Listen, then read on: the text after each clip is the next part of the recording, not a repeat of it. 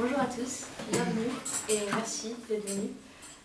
Donc ce café débat est organisé par l'association Esprit Critique qui s'est donné comme mission de faire la promotion des médias jeunes, parallèles, et voilà.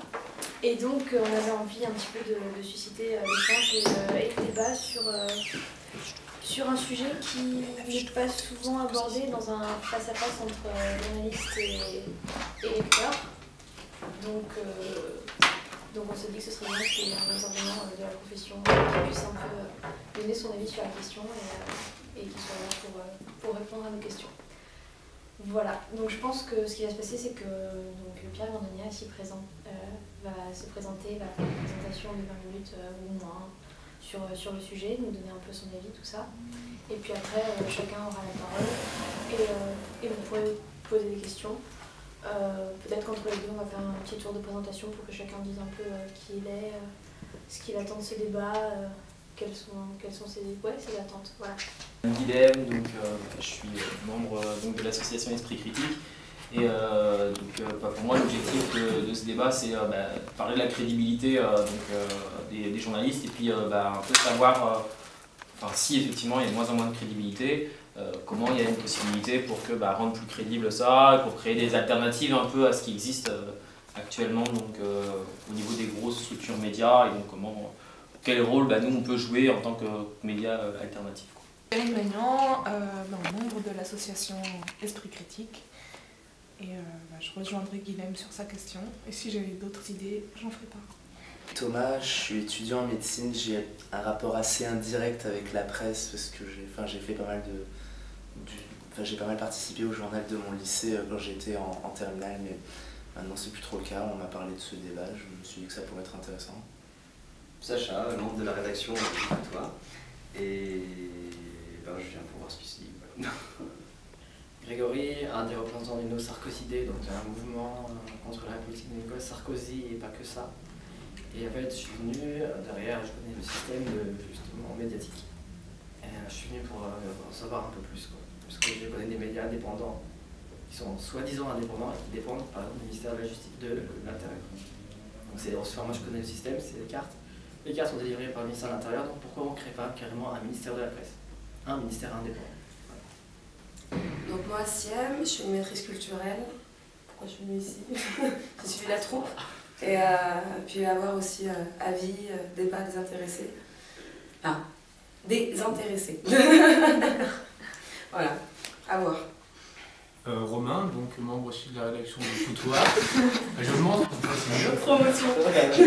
Et je suis venu à ce débat parce que c'est un sujet intéressant et en effet aujourd'hui peut-on encore croire la journaliste quand on voit comment c'est manipulé, quand on voit que c'est des milliardaires qui jouent avec l'argent et la bourse, qui dirigent certains médias.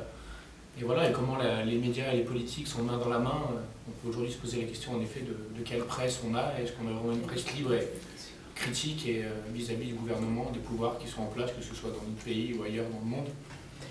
Nina, membre d'Esprit Critique, et ce débat m'intéresse particulièrement parce que, à force d'évoquer la différence entre information et communication, je me demande en quoi est-ce que l'information saisie par les médias est de l'ordre de la communication, et dans ce cas-là, c'est clairement biaisé. Et aujourd'hui, on voit quand il y a une baisse de la crédibilité, à quoi c'est dû.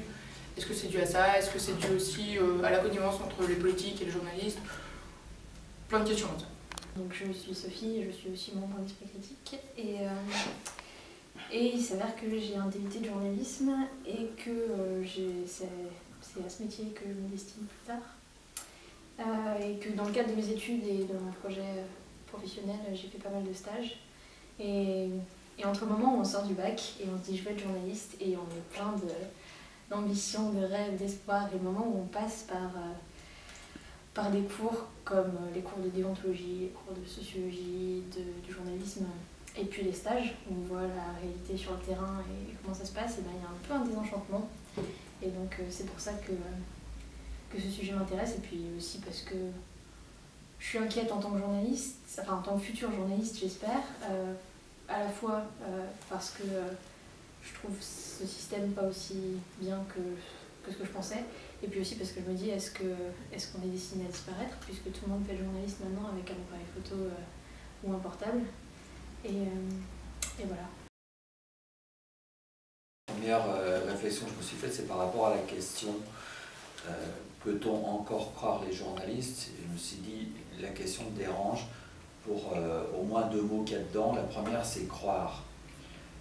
Parce que quand on dit croire, il y a deux acceptions en français. En anglais, c'est plus facile, c'est believe ou think. Mais ici, c'est believe, c'est croire en Dieu.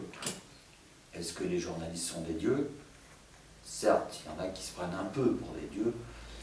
Et il y a quelque chose dans le journalisme qui fonctionne un peu comme ça, notamment ce qu'on appelle l'argument d'autorité, le fait que je suis le journaliste star, PPDA, et je vous dis ce qu'il faut penser sur le monde. Il y a quelque chose, une sorte de... D'ailleurs, c'est pas un hasard si on parle de la grand-messe du 20h. C'est qu'on doit quand même avoir un petit rapport avec ça, mais qui est assez dérangeant. Et l'autre acception du mot croire, c'est croire la parole de quelqu'un, c'est croire un témoignage. Mais quand on croit la parole de quelqu'un, c'est parce qu'on lui fait confiance.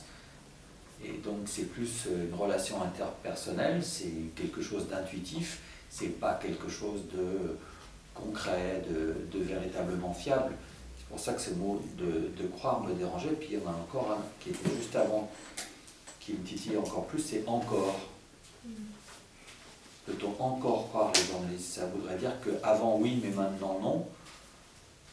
Alors si avant on pouvait les croire déjà, ça m'embête parce que je pense que c'est pas le mot croire sur lequel il faudrait se baser.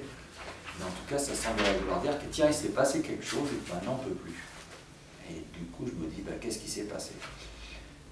Pour moi, la question par rapport au journalisme, alors je comprends bien que si vous avez posé la question comme ça, c'est parce qu'il y a un problème à ce niveau-là. Mais elle devrait en théorie être posée sur le principe de la vérité, parce que le journalisme, ça repose pas sur... ça devrait pas reposer sur la confiance, et pas sur une croyance, mais ça devrait reposer sur un régime de vérité